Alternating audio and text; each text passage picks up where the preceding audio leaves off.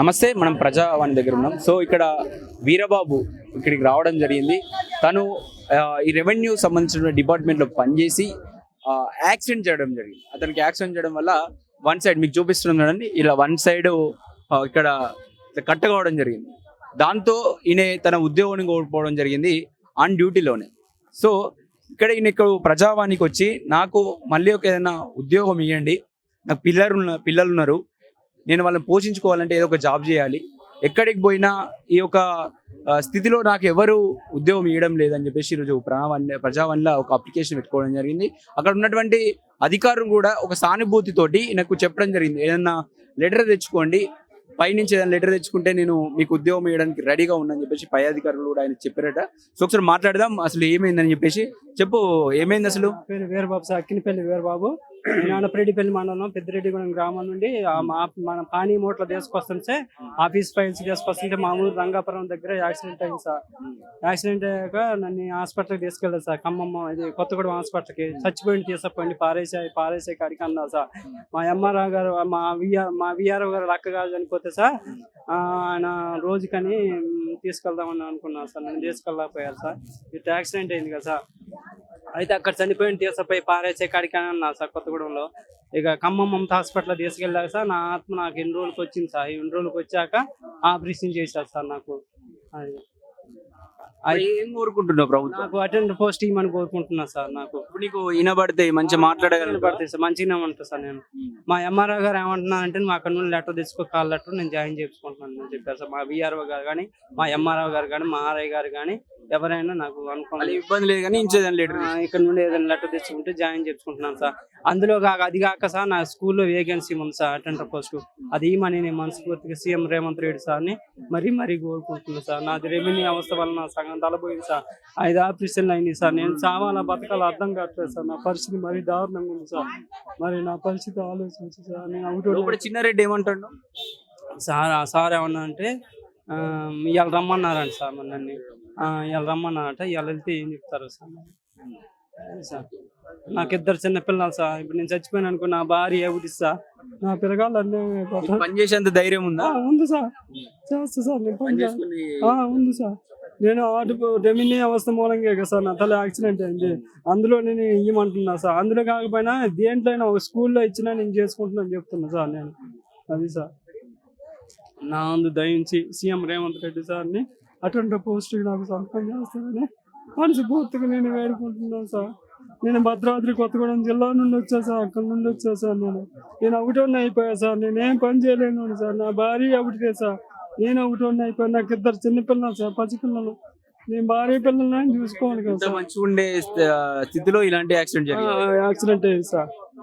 పానీటికి office రికార్డులు తీసుకొస్తుంటే sir accident అయింది sir. ఇగో రికార్డులు కూడా తీసుకొచ్చా సార్, ఇక్కడే ఉన్నాయి సార్, నా దగ్గరే ఉన్నాయి రికార్డులు.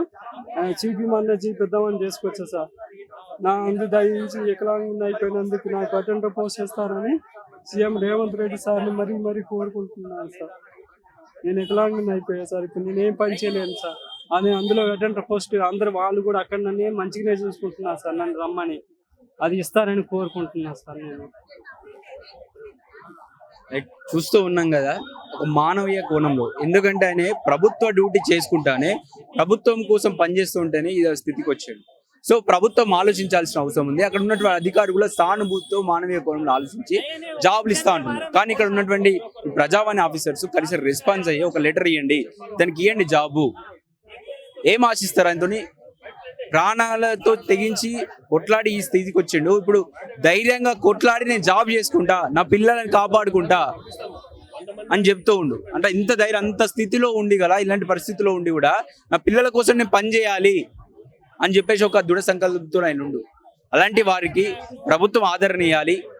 ప్రజలు కూడా అంటే ప్రజల స్థాయిలో ఆయన ఏం చేస్తాడు, ఎవరి మీద భిక్షాటన చేసుకుంటా అని అంటలేడు. ఆయన నాకు పని ఇవ్వండి, నేను ఎందుకు ప్రభుత్వంలో మళ్ళీ పని ఇవ్వాలని ఎందుకు అడుగుతున్నా అంటే, ప్రభుత్వంలో పని చేసేటప్పుడే ఆయనకి ఇది జరిగింది కాబట్టి.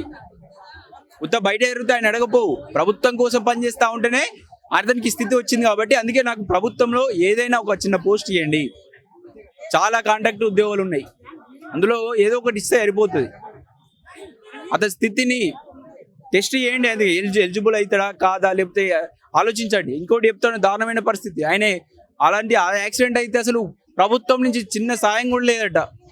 అక్కడ ఉన్నటువంటి ఏదో రైతులు నా తలలో ప్లాస్టిక్ ఉంది సార్.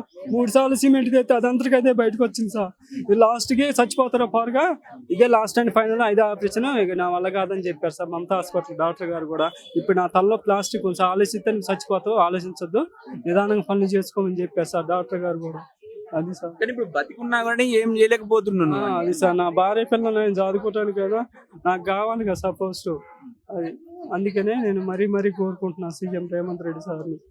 అది సార్, నాకు ఇస్తారని అనుకుంటున్నాను సార్. అందరూ అయ్యో అదే సార్, నా ఒకటోనే అయిపోయాయి సార్. నేను ఇప్పుడు ఏ పని చేయలేను కదా సార్. ఇది చూస్తా ఉంటే అని చెప్తూ ఉండు, దారుణమైన పరిస్థితి. ప్రభుత్వం ఇక్కడ వెంటనే స్పందించాల్సిన అవసరం ఉంది.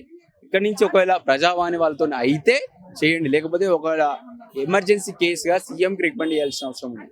ఆయన స్థాయిలో ఈజీగా డైరెక్షన్ వచ్చి ఈజీగా పని అవుతాయి కాబట్టి ఆయన స్థాయిలో ఆయన దృష్టికి వెళ్ళేంత వరకు ఈ ప్రజావాణులు పనిచేయాలి. లేకపోతే మీరు వీళ్ళు 2-3 సార్లు వచ్చినట్టు అలాంటప్పుడు స్పందించినప్పుడు వేస్ట్ కదా. ఎందుకు ఇలాంటి వాళ్ళని కూడా మీ ప్రజావాణి చుట్టూ తిరుగుతారు కదా. ప్రభుత్వం ఇక్కడ ఉన్నటువంటి అధికారులు దీని మీద దృష్టి సారించి ఆయనకు జాబ్ వచ్చేంత వరకు ఆయన వెంట నిలవాల్సిన అవసరం ఎంతైనా ఉంది. కెమెరామెన్ వెంకటేష్తో అక్షిత్, హైదరాబాద్.